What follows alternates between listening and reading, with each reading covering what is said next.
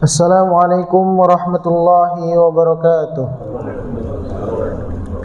Alhamdulillahi wa kafa, wassalatu wassalamu ala nabiyyina al-mustafa wa ala alihi wa ashabihi ahli sidqi wal wafa. Amma ba'du.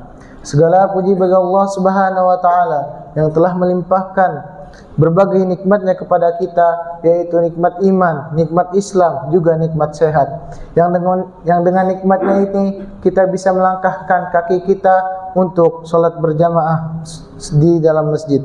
Salat serta salam tak lupa kita junjungkan kepada baginda kita, Nabi Muhammad sallallahu alaihi wasallam, yang telah membawa kita dari gelapnya zaman jahiliyah menuju zaman Islam yang terang benderang ini.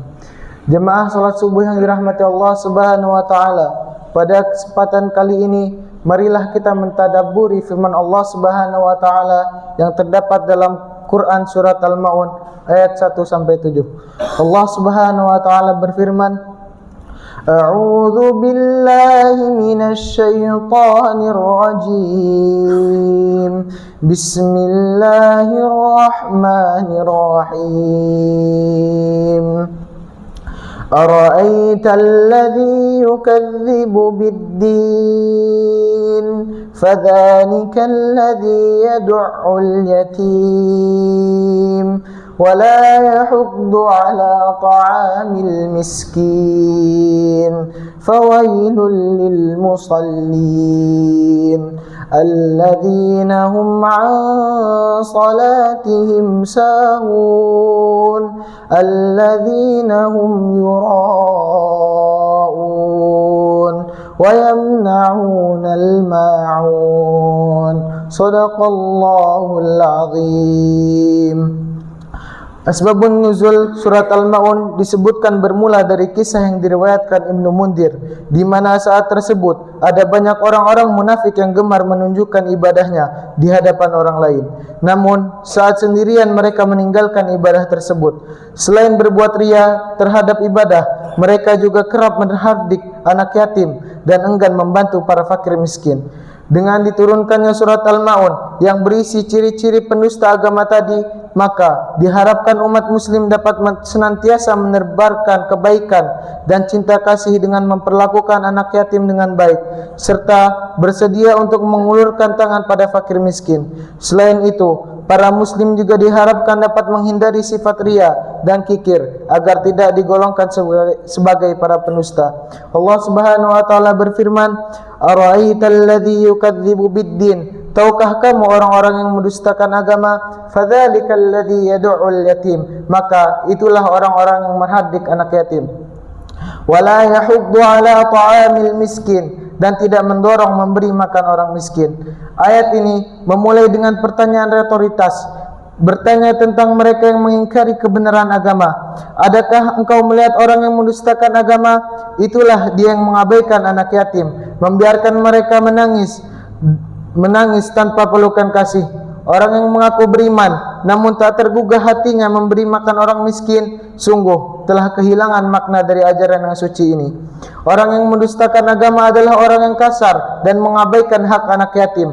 Orang yang mengingkari agama tidak punya perhatian terhadap orang-orang miskin, menggambarkan bahwa perilaku buruk terhadap anak yatim sehingga tanda pengingkaran agama.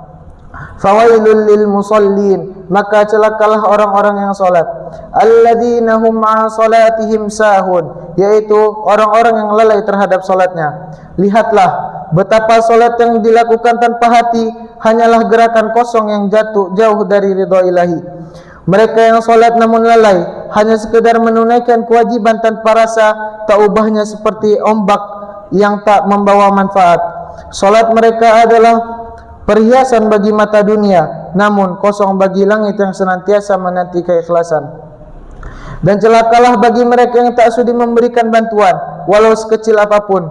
Sungguh, kedermawanan adalah cermin iman, dan tangan yang memberi adalah tangan yang penuh rahmat. Terdapat kecaman kepada orang-orang yang salat namun tidak disertai dengan ketulusan. Salat yang tidak benar tanpa niat ikhlas dianggap sia-sia.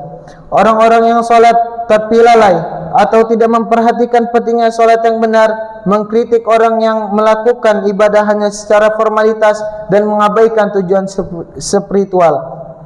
Alladzina hum yura'un, orang-orang yang berbuat riya, wa yamna'unal ma'un, dan enggan memberi bantuan. Mereka melakukan solat dan kebaikan hanya untuk dilihat orang lain yang dinampakkan dengan riya.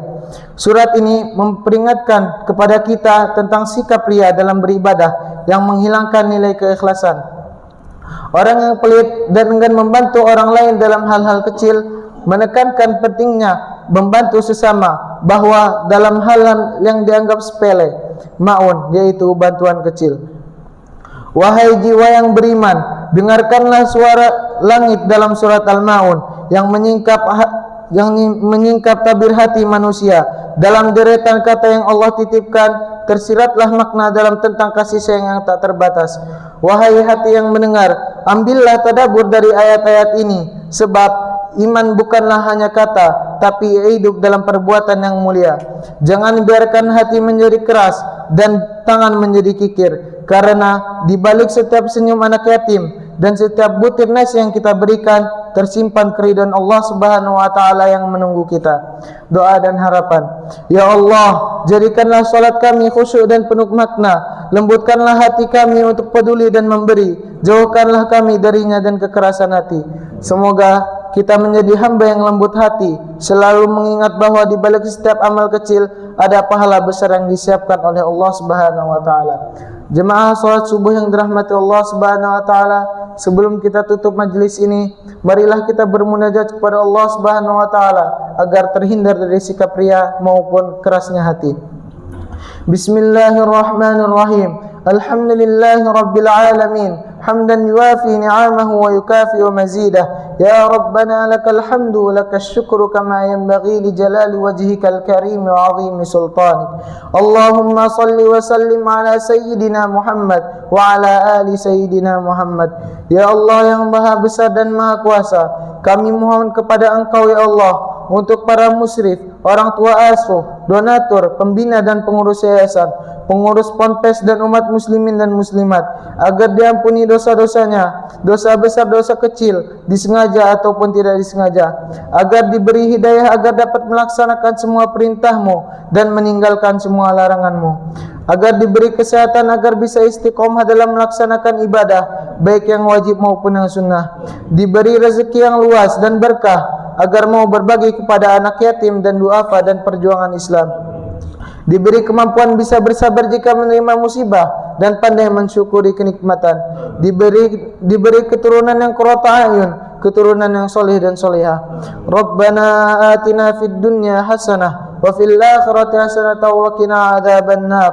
Subhana rabbika rabbil izzati amma yasifun, wassalamun alal mursalin, walhamdulillahi rabbil alamin. Wassalamu alaikum warahmatullahi wabarakatuh.